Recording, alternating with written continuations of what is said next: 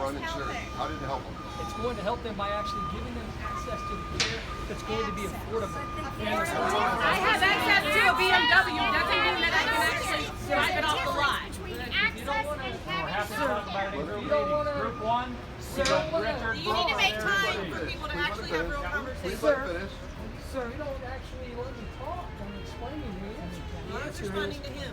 what we are going to do is provide actually affordable accessible coverage. One-third of this country doesn't have access to what a loan provider in any of the other counties on the state. How does this fix that? How does this fix that? That's our question. That's it. That's what we're here to talk about That's today. what we're going to talk to you Yeah, about. and we'll get So to you it. don't have an answer for how it fixes it. Oh, no, I do. Look at the bill. We're going to provide more competitive, we're going to provide a lot more opportunity for people to actually have affordable coverage. You're sitting on that right now. How many of you are on the exchange now? Sir, I do. How many? Raise your hand. You get your healthcare on the exchange. Sir, employer. So I'm a new member, so I can't vote yet. Okay? Where are you from? I'm from Canada. And I just immigrated here. Don't need to know I'm not. I'm very grateful to be able to live here. But you know, I come from a country where 90% of our citizens have health. Yes. And I come from there.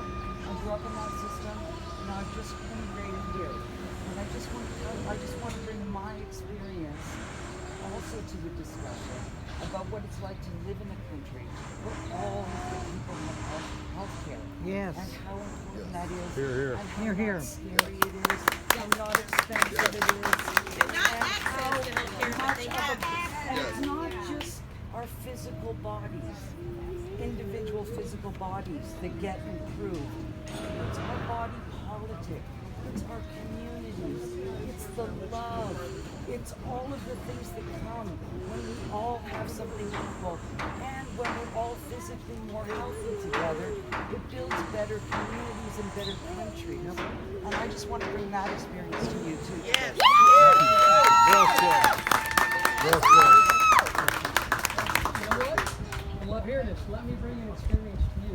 We'd love to hear it too, but we can't because she doesn't have a microphone because this isn't a town hall. Okay, he'll talk Will you have a town hall live in person? Would see you it? like me to? Hey, Scott. I'm going to listen to stories.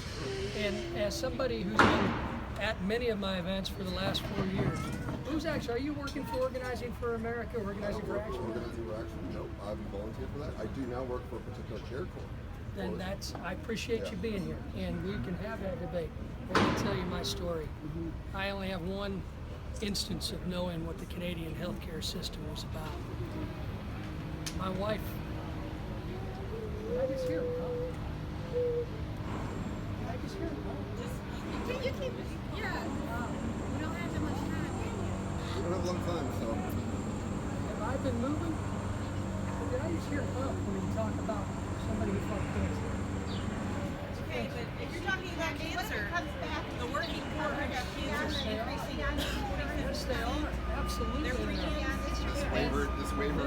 This is why we need to have open Let's hear it. Town hall. and this is why I'm going to respond to you. Town hall. We want a town Hey, hall. you want to hear? I'm going to hear his story. Can we hear his story? Sure. Well, Scott, I'm sorry you're not a good cheerleader, buddy. I'm gonna do That wasn't going to work. My wife, when she was diagnosed 18 years ago, was diagnosed 18 years ago. She was told by a primary care physician that it was in her head. But because she was a great advocate, was able to actually push for the right tests, she was able to get diagnosed. She had colon Representative, cancer coming through. at a stage 2. Because we were able to fire that primary care doctor, we were able to come back and get a new one. You know where he was from? He was from Canada.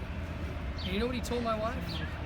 He said, in Canada, we wouldn't have gotten to you till you were stage 4 because you didn't check any of the boxes. That's my experience, talking with somebody who used to practice in the Canadian medical system. And that's a personal experience that I have, which is why I prefer our system, because it saved my life.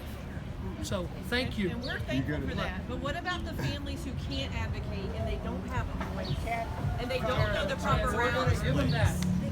we're gonna give them. And we're gonna those give who, them the working poor affordability. who have cancer, we're talking 147% increase in their treatment, what they have to pay for their treatment. No, that is Yes. wrong. No, that is not true. wrong. It is true. It's not true. So tell me what the counter, what is the counter narrative? No pre-existing condition coverage can be denied. So do you CBO number? It's not denied, but it's 147%. Hey, who's coming in? Who's coming in? Rodney Davis have a town hall. Good night,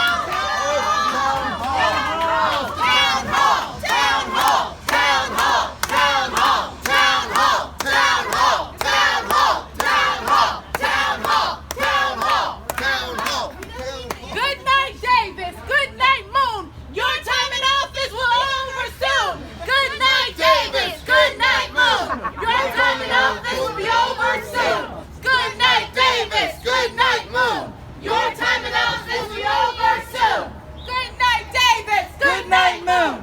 Your time in office will be over soon. What do we want? A town hall. When do we want it? Now. What do we want? A town hall. When do we want it? Now. What do we want? Town hall. When do we want it? Now. What do we want? A town hall. When do we want it? Now!